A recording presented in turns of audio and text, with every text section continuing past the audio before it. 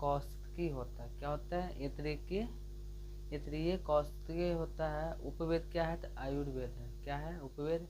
बोलेगा कि ऋग्वेद का ऋग्वेद का उपवेद क्या है?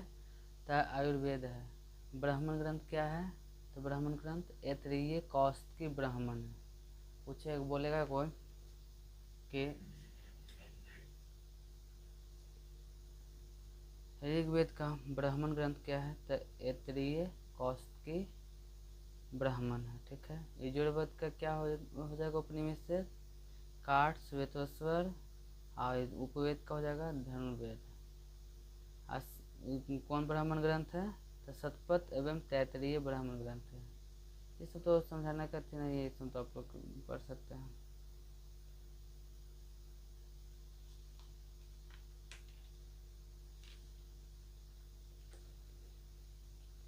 देखेंगे आरण्यक साहित्य क्या? आरण्यक साहित्य क्या? तो इस जंगलों के बारे में चर्चा कर। आरण्यक साहित्य क्या है? तो जंगलों के बारे में चर्चा कर रहा है। जिससे बोला जाएगा कि इनकी रचना जंगल अरण्य, इनकी रचना जंगल अरण्य में किया था। आरण्यक साहित्य जो हुआ, आरण्यक साहित्य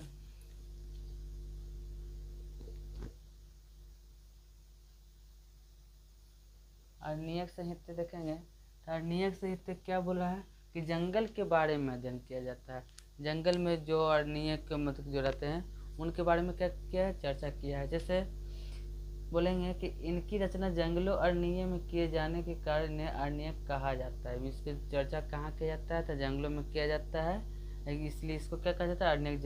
अरण्यक कहा जाता है। इस ब्राह्मण ग्रंथ का अंतिम भाग जिसमें दार्शनिक एवं रहस्यात्मक ज्ञान के विषयों का वर्णन किया गया। देखो बोल रहा है कि अरण्यक साहित्य में रहस्यमय, जैसे रहस्यमय जंगल हो गया, रहस्य में कुछ बारे में, जैसे रहस्य किसी न किसी का कुछ न कुछ रहस्य होता है, उसके बारे में चर्चा करने के लिए रहस्यात्मक मतलब कि चर्चा किया गया है कुछ में अरण्यक साहित्य में। अरण्यक साहित्य में क्या है? दार्शनिक एवं साहित्य रहस्यात्मक मतलब रहस्य के बारे में चर्चा करेगा कुछ में अरण्यक में।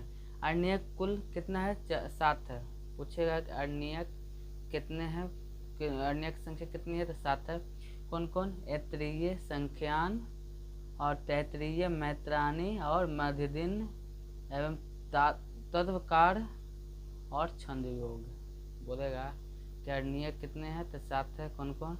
ऐतरेय, संख्यान, तैतरीय, मैत्राणी, मध्यदिन और तत्वकार और छंदयोग। यहाँ तो कोई दिक्कत